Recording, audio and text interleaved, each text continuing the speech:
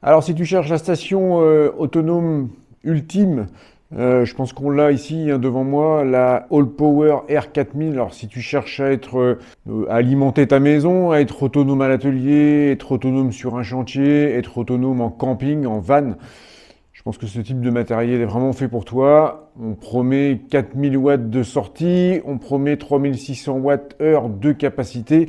Donc, on est sur quelque chose de très conséquent. On va la triturer un petit peu, on va regarder un peu ce qu'elle a dans le ventre, on va regarder comment elle est faite, qu'est-ce qu'elle te permet de faire, quelles sont les différentes entrées, les différentes sorties de cette station All Power R4000. Allez, c'est parti pour la vidéo.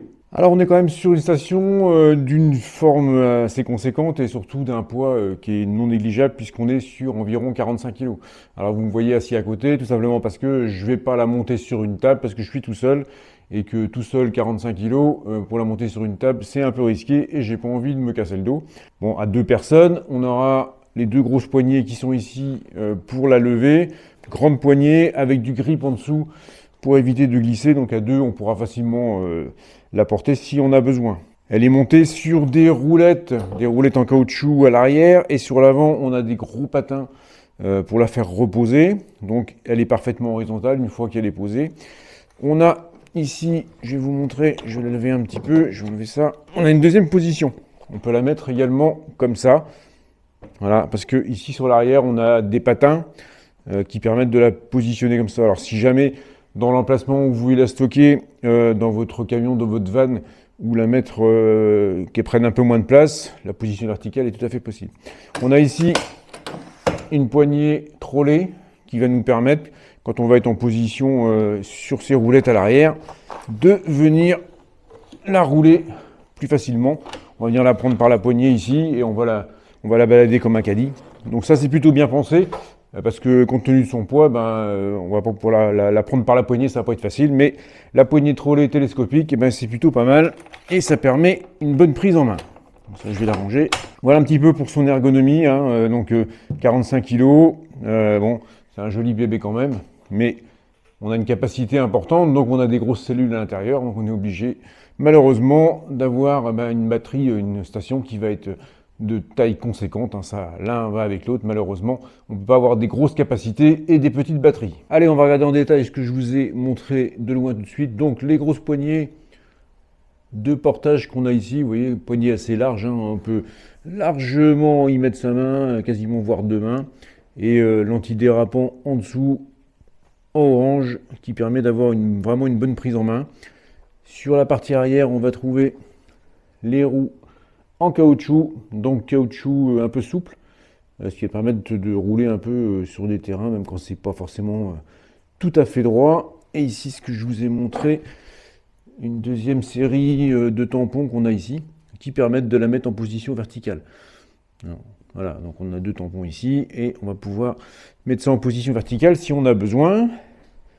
La poignée trolley que je vous ai montré, elle est rangée ici en partie basse, hein, donc on appuie dessus, puis on la sort, elle est télescopique, et on fait la manœuvre inverse pour la rentrer. C'est quand même de belles constructions, même si c'est du plastique. Alors All Power, c'est toujours très bien construit. Ce sont des stations qui sont vraiment bien faites, c'est propre.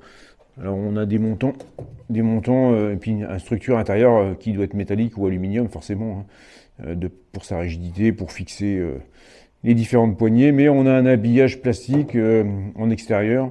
Et c'est plutôt de belles factures, hein. C'est du noir et du gris. C'est généralement de très belles machines, de très belles stations. Il y a toujours un soin particulier à porter sur les stations All Power. On va regarder maintenant en détail les différents, l'avant et l'arrière, les différentes entrées et sorties que l'on a sur cette station R4000. Allez, on va commencer à regarder la face avant de notre station. Ici, donc, on va trouver un connecteur allume-cigare, hein, 12 volts, 10 ampères. Ça, c'est classique. Si vous avez besoin de brancher un appareil avec une prise allume-cigare, vous aurez la possibilité. De ce côté-là, on va trouver des connecteurs USB, donc deux USB-C de 100 watts. On pratique pour charger les téléphones, charger ordinateur portable, batterie externe. Donc 100 watts, c'est quand même quelque chose de très confortable et très rapide pour ce qui est charge et alimentation. Et on va trouver 4 ports USB-A, 2 de 18 watts et 2 de 12 watts. même si on sert un peu moins maintenant des ports USB-A, ça a le mérite d'être là, et on pourra aussi charger des équipements qui seront peut-être un peu plus longs, mais qui auront la possibilité de se charger également. Et en partie basse, on va retrouver nos 4 prises 230 volts, 220, 230, 3600 watts maxi, fermées par un petit cache en caoutchouc. Bon, c'est pas un cache étanche, hein, c'est pas de l'IP65, hein, mais ça permet d'éviter la poussière et les corps étrangers à l'intérieur. Donc voilà pour la face avant, on a tout ce qu'il faut, les boutons de marche et les boutons de commande des différentes prises que l'on peut également commander sur l'écran tactile que je vais vous montrer maintenant. Je vais allumer la station, hop, ici bouton marche, et on va voir l'écran qui va s'allumer.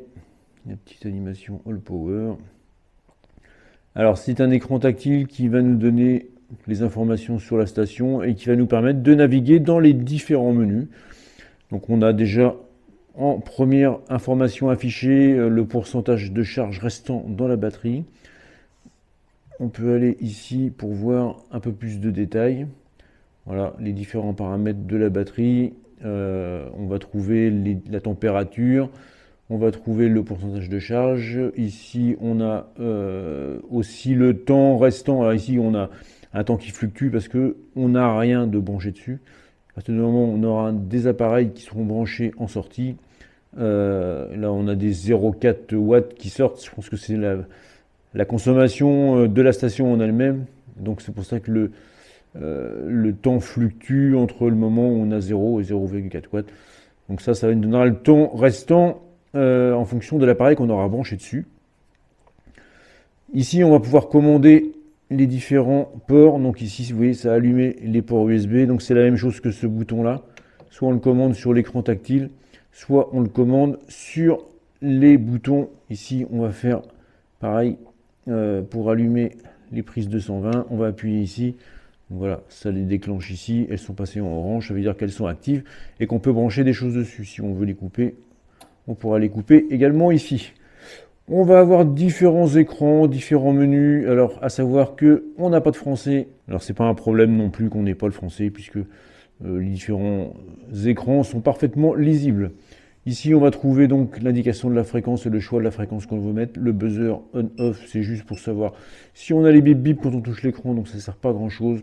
Ici, le mode de mise en économie, de mise en veille de la station, on peut lui programmer si on ne s'en sert pas, eh bien elle va s'arrêter au bout de 2 heures, 6 heures, 4 heures, 1 heure. Ça, c'est à voir en fonction de votre utilisation. Ça permet aussi d'éviter qu'elle se décharge très légèrement si on ne s'en sert pas. Le Bluetooth, ici, c'est l'écran, c'est l'éclairage, le rétroéclairage de l'écran. Donc là, il est à 100%. Et on peut également la connecter en Wi-Fi à l'application All Power. Donc on peut faire soit du Bluetooth si vous n'avez pas de Wi-Fi, sinon on la connecte également en Wi-Fi. Et ici, ce sont les modes de charge, les modes rapides, les modes normal de charge pour le rechargement de la batterie. Donc voilà, l'écran. Ici, on va avoir des informations sur les différents numéros de série de la batterie, le modèle. Je pense que c'est les firmware aussi qui sont écrits ici. Et ici, log, c'est quand vous avez des messages d'erreur, ils vont s'afficher ici quand vous aurez vous aurez un déclenchement d'une sécurité ou quelque chose, vous pourrez aller voir ce qui s'est passé dans cette bibliothèque de messages d'erreur. Donc voilà, l'écran, il est pas mal, il est actif, il est assez réactif. Il y a encore la protection plastique dessus, je ne l'ai pas encore enlevé. Donc l'écran couleur tactile fonctionne très bien. Ici, on va se trouver sur la partie arrière de la station. Donc on va trouver ce petit volet. Hop. Et ici, on va être dans la partie recharge. Donc on va trouver les XT60, hein, les connecteurs pour les panneaux solaires. On voit qu'on en a 3. Donc on pourra bien évidemment la recharger en solaire. Le gros connecteur rond qui est en bas, ça permet d'interconnecter d'autres stations avec. Si vous voulez augmenter votre capacité, vous pourrez interconnecter des stations avec un câble spécifique via cette prise. Et au-dessus, on a tout simplement la prise pour brancher le câble secteur qui est livré avec la station pour le rechargement sur le secteur. Et un disjoncteur, je pense, thermique un bouton de réarmement thermique en cas de déclenchement sur un problème. Donc la face arrière est assez simple et on a tout ce qu'il faut derrière pour brancher les différents modes de recharge. Alors parlons technologie pour les cellules qui équipent cette Allpower R4000. Alors on est sur la dernière technologie de batterie, hein. On est sur du LiFePO4, hein, donc du lithium fer phosphate.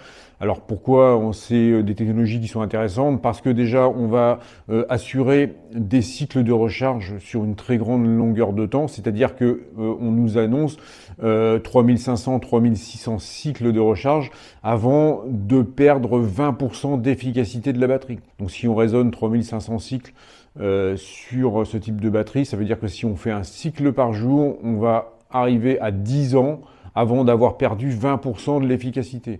Donc c'est quand même quelque chose qui est très durable, hein, parce qu'on ne va pas recharger tous les jours non plus, hein, ce type de batterie. Hein. Suivant l'utilisation qu'on va en faire, c'est peu probable qu'on recharge tous les jours. Donc on aura une durabilité de ce type de batterie qui est vraiment intéressante aujourd'hui.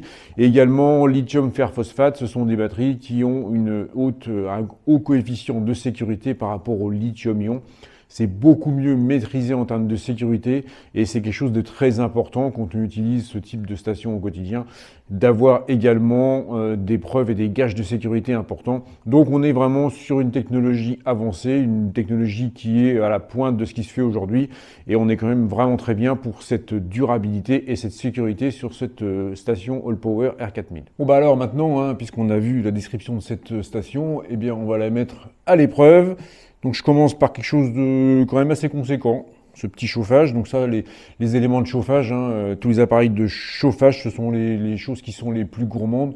Le démarrage est quasi instantané, la puissance maximum est demandée quasiment au démarrage. Donc on a quand même des appels de puissance importants.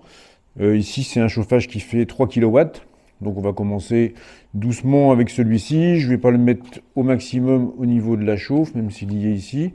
Je vais le démarrer tranquillement sur le ventilateur et on va regarder un peu les consommations et on va regarder si elle va tenir, la puissance pour alimenter ce petit chauffage. J'en ai pas de doute, mais on va bien voir. Donc les prises ici 220 sont alimentées. Je peux commencer à démarrer mon petit chauffage. Donc là je suis en mode ventilateur.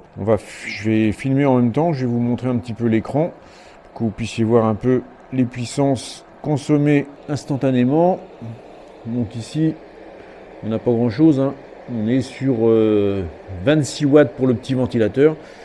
Donc là, je passe en vitesse, en puissance de chauffe 1. Donc là, on va commencer à chauffer la résistance.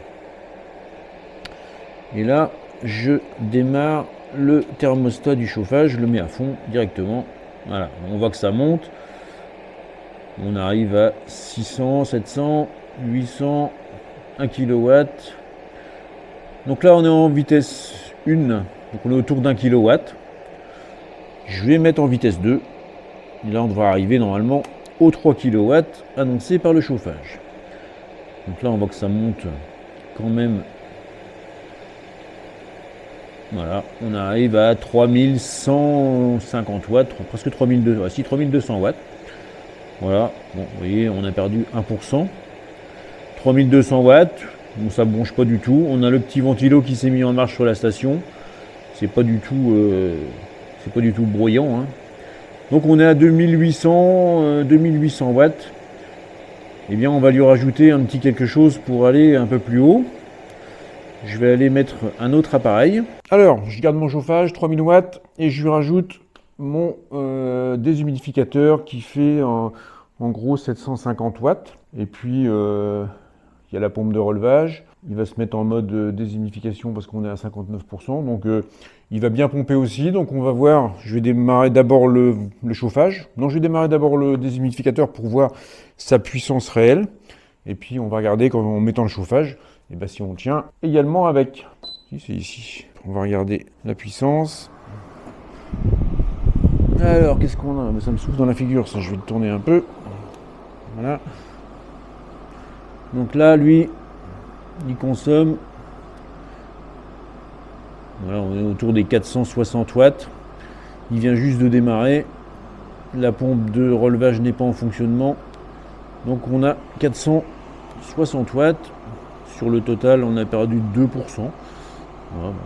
Alors, je vais démarrer mon chauffage. Donc, je laisse le thermostat à fond. Je démarre en première vitesse.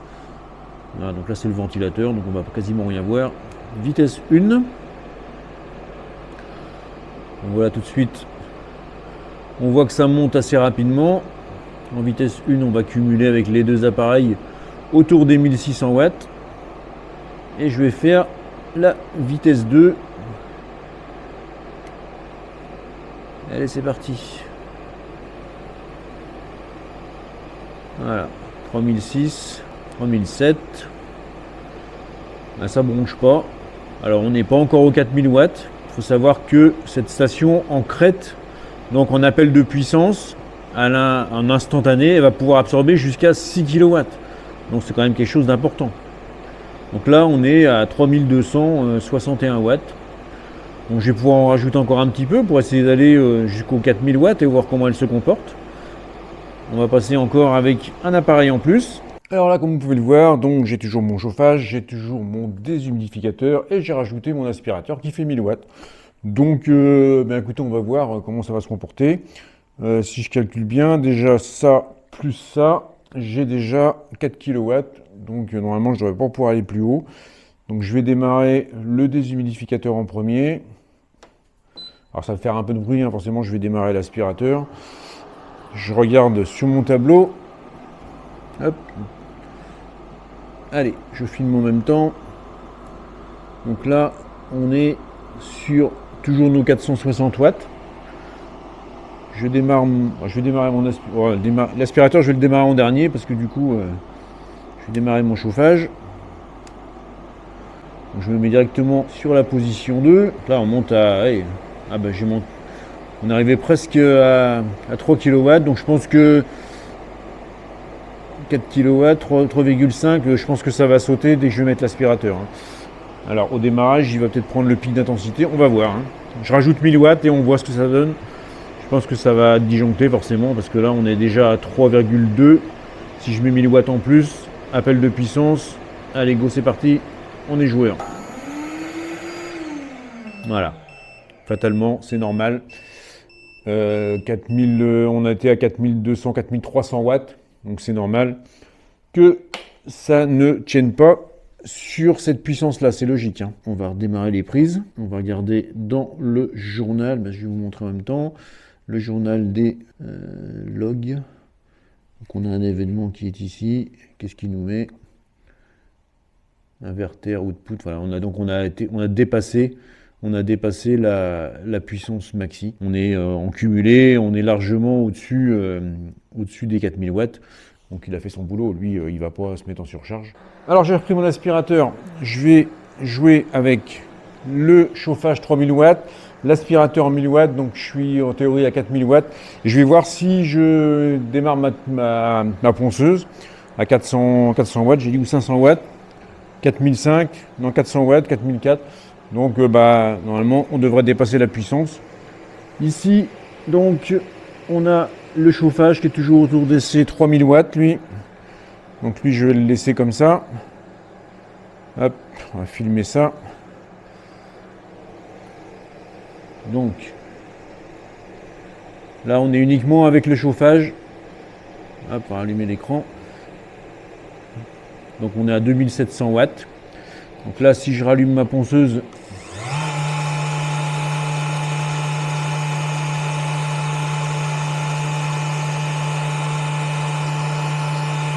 donc on arrive à 3000 watts. C'est parce que la ponceuse elle n'est pas à sa puissance maxi non plus, parce qu'elle est en charge, elle n'est pas en charge, c'est-à-dire que je ne ponce pas avec, elle tombe dans le vide. Donc elle ne force pas, donc le moteur ne délivre pas sa puissance maxi. Je suis pourtant à la vitesse maxi ici.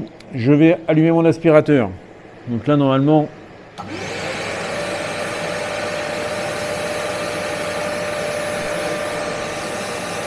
donc là ça fait un peu de bruit, je suis désolé, mais on est allé au démarrage à 4000 watts. Et là on est à 3800 watts. Alors je vais voir avec la ponceuse ce que ça va donner.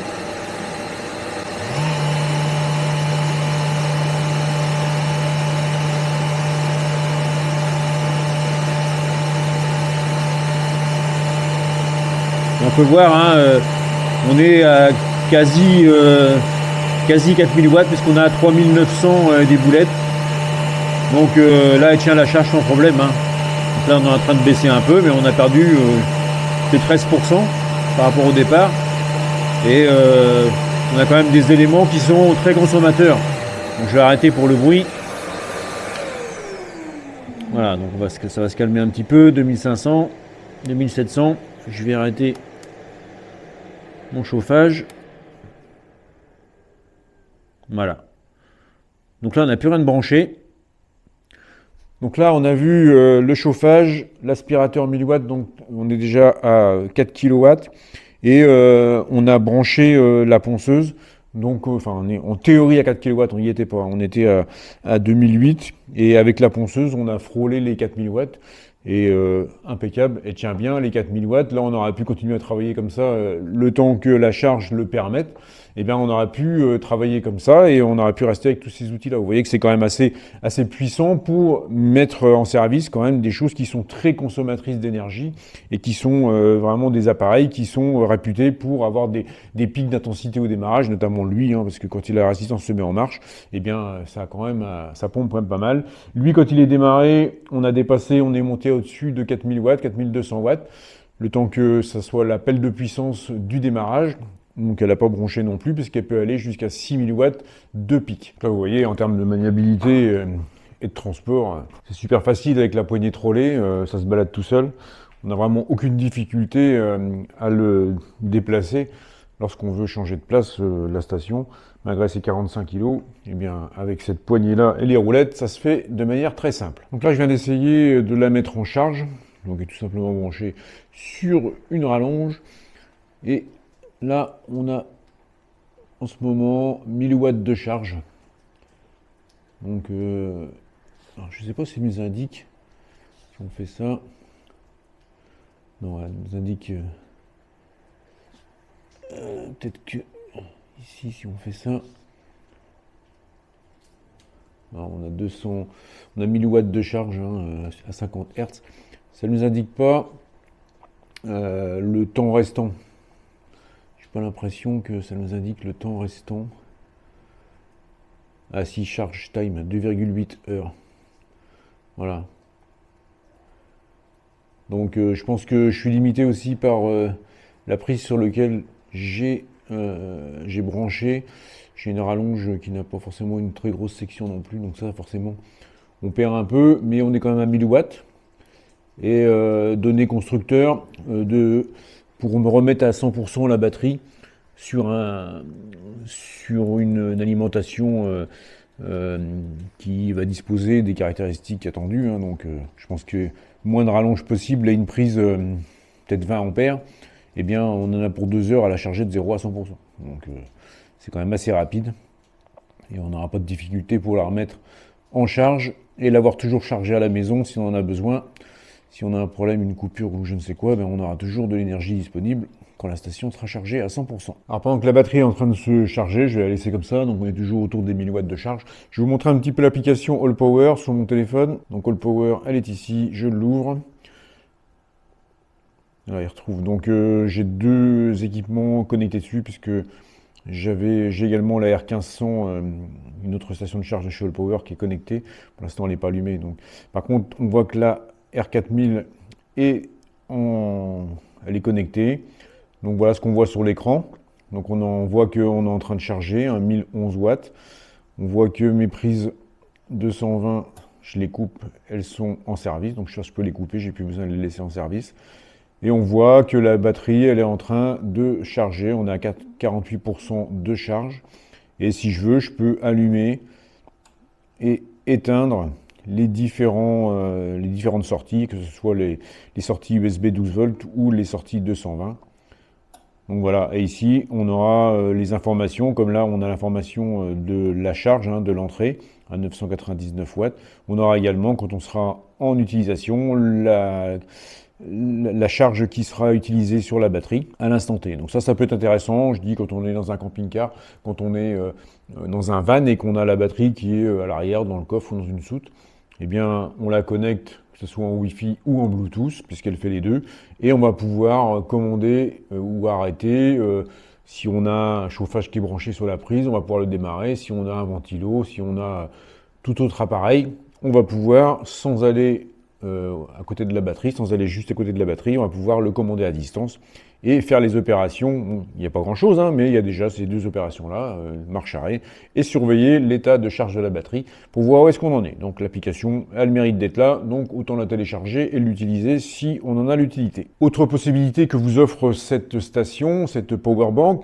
c'est qu'elle va pouvoir vous servir également d'onduleur. Alors à savoir que si jamais, par exemple, vous travaillez chez vous, que vous avez des risques de coupure électrique, des travaux sur la ligne, des endroits où parfois on a des micro-coupures et que vous veut, par exemple, faire des travaux sur informatique et qu'on veut être sûr de ne pas perdre notre travail parce qu'on n'aura pas eu le temps de sauvegarder, il suffit de brancher notre station sur le réseau de la maison. Ensuite, on va venir brancher notre ordinateur, notre appareil sur la station elle-même. Et ensuite, on va donc, quand on a une coupure ou une micro-coupure, eh bien, dans les 15 millisecondes, on va avoir une reprise de l'alimentation. Donc, c'est transparent, on voit rien, hein. Donc, on va avoir une reprise de l'alimentation de votre PC par la charge de la batterie. Donc, ça va vraiment lisser toutes ces petites micro-coupures, toutes ces baisses de charge qu'on peut avoir si jamais ça arrive. Et ça, c'est aussi une utilisation qui est intéressante quand on a des secteurs. Moi, je sais que j'avais eu, quand j'habitais ailleurs qu'ici, j'avais des périodes où j'avais sans arrêt des baisses de tension. Donc, ça peut ne rien faire suivant ce qu'on fait, mais quand on fait par exemple de l'informatique, eh bien ça peut être pénalisant parce qu'on peut perdre son travail et on peut avoir des problèmes sur des appareils électriques ou électroniques si on n'a pas un courant lissé. Sachez que ce dispositif pourra également vous servir d'onduleur si vous avez besoin. Donc voilà, j'ai laissé la batterie en charge. Là, on est arrivé à 50%. Elle va charger tranquillement. Je vais la remettre au taquet parce que elle va pouvoir me servir aussi si jamais j'ai un souci de perte EDF, on ne sait jamais, ou si j'ai besoin de l'emmener sur un chantier, sur un travail à l'extérieur, eh bien j'aurai la ressource électrique nécessaire. Alors, que dire de cette batterie All Power? Hormis le fait effectivement que c'est plus vraiment maintenant une batterie portable, hein, parce qu'on arrive à une masse de 45 kg, même si on est très bien aidé avec les roulettes et avec la poignée trolley qui nous fait vraiment, qui nous aide et qui nous facilite le transport. Par contre, si on a besoin de la lever pour la mettre dans un camion, dans une voiture, là, fatalement, 45 kg, enfin, pour ce qui est de ma part, hein, il faudra être deux parce que je ne vais pas la porter tout seul. Donc ça, c'est le point qu'il faut considérer. Mais en final, on a quelque chose de quand même d'ultra puissant. Une batterie qui peut aller jusqu'à une sortie de 4000 watts, qui va pouvoir absorber des crêtes jusqu'à 6000 watts sur des démarrages, sur des pics d'intensité jusqu'à 6000 watts. Donc on va pouvoir quand même alimenter un certain nombre d'appareils. Vous avez vu dans la démonstration qu'on peut alimenter quand même pas mal de choses. Donc c'est typiquement ce genre d'équipement qui va être utile en secours. Donc d'avoir ça à la maison toujours chargé. Quand on a des problèmes, on voit qu'on a de plus en plus de problèmes, hein, de tempêtes, d'inondations. Eh bien un équipement comme ça, à la place d'un groupe électrogène où il faut mettre de l'essence, ça fait du bruit et ça sent, eh bien un équipement comme ça va pouvoir déjà vous aider à vous dépatouiller des premiers secours, ouvrir des volets électriques si on n'a plus de courant, vous allez brancher la station sur votre réseau, elle va alimenter votre réseau, vous allez pouvoir ouvrir vos volets électriques et pas rester dans le noir toute la journée. Ensuite, vous allez pouvoir vous en servir pour démarrer un poêle à bois, un poêle à peler, démarrer un peu de chauffage, faire un peu de cuisine, voilà. Vous allez pouvoir vous dépanner avec une station comme ça. Une station comme ça va être utile également, je pense, sur des chantiers, quand on travaille sur des maisons en rénovation, quand on travaille à l'extérieur, qu'on a besoin de recharger des batteries pour des appareils sans fil, qu'on a besoin d'avoir de l'énergie pour un outillage, une scie, un rabot, une scie sous table, que sais-je, hein, n'importe quel outil, de l'éclairage. Quand on fait par exemple de la découpe, même si on a une scie qui fait 3000 watts, on va l'utiliser, quand on va faire une coupe, on va l'utiliser sur 1, 2, 3 minutes, des fois 30 secondes. Donc, toutes ces petites opérations vont pouvoir être réalisées quand même, parce qu'on aura cette alimentation de courant 220 qui va nous permettre d'alimenter nos machines électriques. Et ça, c'est vraiment bien. Quand vous faites du van, du camping-car, si vous êtes vraiment en autonomie, eh bien vous profitez, soit vous êtes dans un camping, vous profitez pour recharger. Je vous ai dit qu'on pouvait brancher des panneaux solaires dessus, donc on a 3 entrées de panneaux solaires, donc on peut aller jusqu'à 2000 watts de panneaux solaires dessus, donc ça commence à faire déjà une belle surface de panneaux solaires. Et si on est en pleine autonomie en camping-car ou en van, eh bien on pourra recharger dès qu'on aura un peu de soleil et on pourra utiliser l'énergie quand on aura besoin, si on veut allumer un chauffage, allumer une bouilloire, allumer un ordinateur, recharger des batteries. Donc on a toujours cette source d'énergie. C'est des équipements qui se développent de plus en plus parce qu'on a de plus en plus besoin de ce genre de choses, que ce soit dans le sauvetage, dans la sauvegarde ou que ce soit dans le travail au quotidien. Eh bien, on va pouvoir trouver des solutions assez faciles et assez intéressantes avec ce genre de station. Et quand on arrive dans des puissances comme ça devient vraiment très très confortable à utiliser. On peut alimenter vraiment de gros appareils. Donc voilà, on va arriver à la fin de cette vidéo sur cette batterie All Power, cette station All Power R4000. Alors, je remercie déjà All Power de m'avoir envoyé cette batterie pour le test parce que franchement, j'aime bien travailler avec All Power parce que ils ont des produits quand même qui sont qualitatifs et c'est des beaux appareils et c'est des appareils qui sont très fonctionnels et qui offrent beaucoup de possibilités. N'hésitez pas à regarder dans la description si vous avez l'intention de vous équiper d'une telle machine. Je vais mettre des liens et je sais que en ce moment, au moment où je tourne la vidéo, c'est le Black Friday et il y a des très belles promos sur cette station-là. Donc si vous avez envie, n'hésitez pas, c'est le moment, vous allez pouvoir profiter d'un code promo que je mets dans ma description.